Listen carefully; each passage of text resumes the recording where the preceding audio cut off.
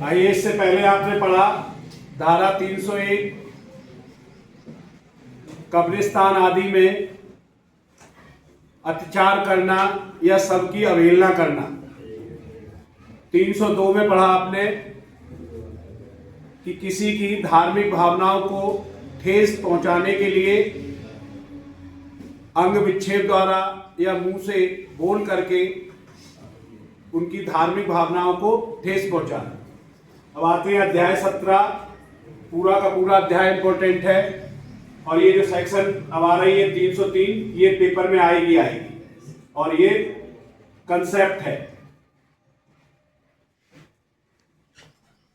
तो धारा 303 का जो उपधारा 1 है वो उसमें डिफाइन किया गया है चोरी की परिभाषा। आईपीसी में पहले ये कायम थी 379 में और 380 में दंड था। अब इन्होंने कर दिया है कि इसकी उपधारा 1 में इसकी परिभाषा है और उपधारा 2 में इसका दंड है।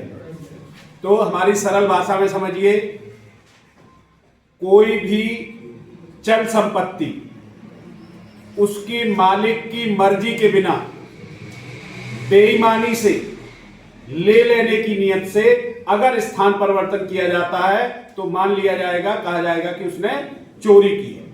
आइए अब क्रम से देखते हैं। धारा 303 की सबसेक्शन ए, चोरी।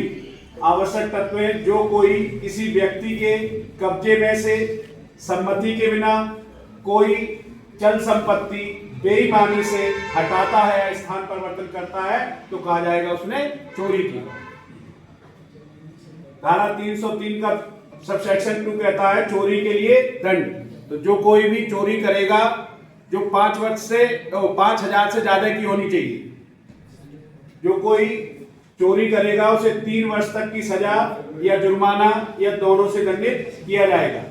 और एक चोर 3 साल की सजा काटने के बाद अगर फिर भी वही अपराध करता है तो उसे दोबारा वही अपराध करने पर कठिन कारावास जो कम से कम 1 साल का होगा और 5 वर्ष तक हो सकेगा और जुर्माने से भी दंडित होगा।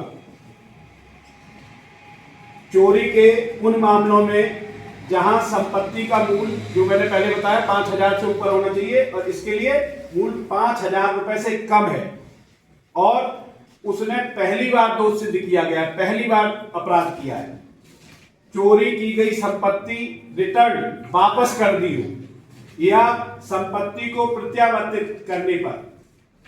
प्रत्यावर्तित करने का मतलब है कि उसे जहां से लाया था वही पहुंचा दी, तो उसे सामुदायिक सेवा कम्युनिटी सर्विसेज से दंडित किया जाएगा। कम्युनिटी सर्विसेज के बारे में बीएनएस की धारा 4 में पहले बता चुके हैं कि जो उसकी योग्यता होगी, योग्यता के अनुसार उसको काम बताया जाएगा और उसके बदले में उसे मेहनताना नहीं, पैसा नहीं दिया जाएगा। एक और बात बताइए, क्या अपनी संपत्ति की चोरी हो सकती है?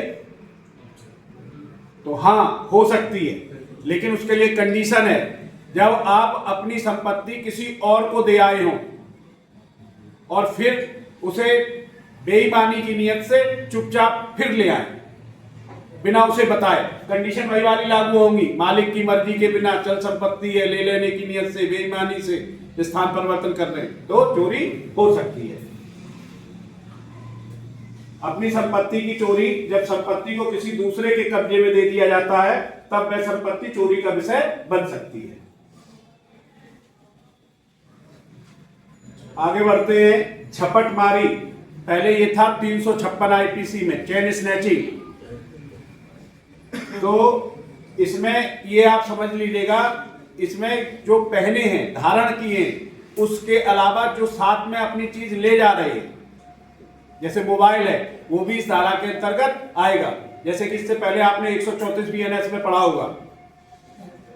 तो चोरी झपटमारी हो जाएगी यदि चोरी करने के लिए अपराधी अचानक, सडनली, शीघ्रता से और बलपूर्वक किसी व्यक्ति से उसके कब्जे से किसी जंगम संपत्ति को, जंगम संपत्ति, चल संपत्ति को अपग्रहण मतलब छीन लेता है, प्राप्त कर लेता है, या प्राप्त कर लेता है या छीन लेता है या ले लेता है, तो उसको 3 साल की सजा और जुर्माने से दंडित किया जाएगा। इतनी बात समझ में आई? ओके।